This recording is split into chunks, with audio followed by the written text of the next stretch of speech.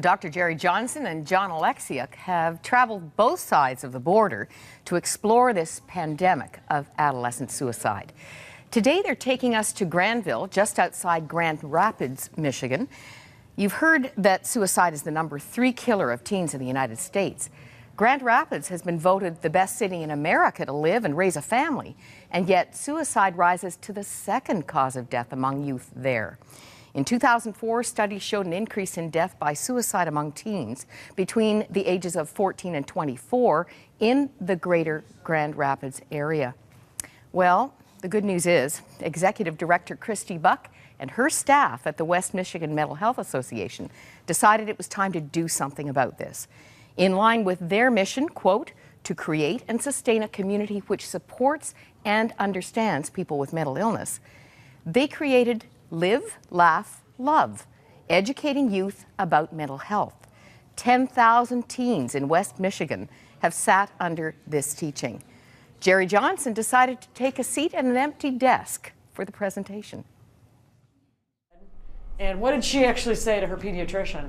Remember, there was a key line that would have concerned me immediately. She wanted to disappear. You created a program called Live, Laugh, Love. Can you explain it? We said, you know what, we need to really start talking about the main issues here, and that is for kids to recognize the signs and symptoms in themselves of a mental illness. Because we know ultimately that those who die by suicide were depressed 9 out of 10 times. And so we need to concentrate on introducing kids to what is depression and how do you know if you're at risk. And so that's what it's all about. So if I just kept stepping on your arm and stepping on your arm and stepping on your arm, we would know it because you'd be screaming in pain, right? But now when Delia, okay, somebody is stepping on her with their words and how they're treating her, and she's emotionally distraught, but nobody really cares because they don't care to get to know her, and they're sending her all these Facebook things, they're basically stepping on her brain.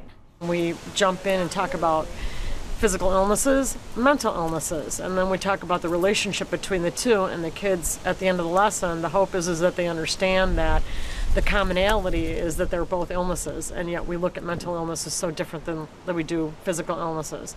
And our hope is that the kids understand that if you get treatment for a physical illness, you need to get treatment for a mental illness. What's the phone number of something that you could call? 1-800-273-TALK. Very good. We tie in an evidence-based model. It's called Signs of Suicide, Acknowledge, Care, Tell. And that gives kids the tools now how to intervene in somebody's life that they might be worried about. And that is through acknowledge, caring, and telling. And with that, we teach students that the T in the ACT is to tell. It's not to talk to them. It's not, you're not the therapist. It needs to be telling an adult. It's awesome. And then the last lesson is be nice. And that's, again, an introduction. How you treat people can ultimately have an effect on whether that person wants to live or die, or whether they want to be at work the next day, or whether they want to come to school. And so it all goes back to what really we're talking about, and that's bullying, which is the buzzword now. What's your message to parents who don't understand depression and suicide? Well, the big thing is that we know it can happen to anyone. And if you have a brain and a mind, therefore you could possibly have depression, anxiety, a mental illness. And so we try to really do a lot of presentations in and around the city to parents for them to understand how anyone can have such a serious illness, just like anyone can have cancer, anyone can have this disease. Christy said that 9 out of 10 suicides are connected to depression. And did you catch the acronym? Students who are concerned about the mental health and well-being of a classmate are encouraged to act. A, acknowledge. C, care. T, tell an adult. We heard from Laura yesterday that when her daughter reached out to her friends, they weren't equipped to help as she was needing. Cyberbullying drove 19-year-old Erica to take her life.